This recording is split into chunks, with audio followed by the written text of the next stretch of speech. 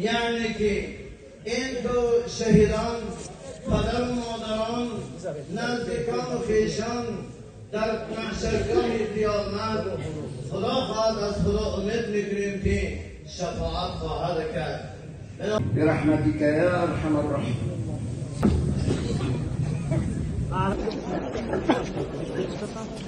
حرکت کنی از شمه بده بچه ها شما جهان بسلا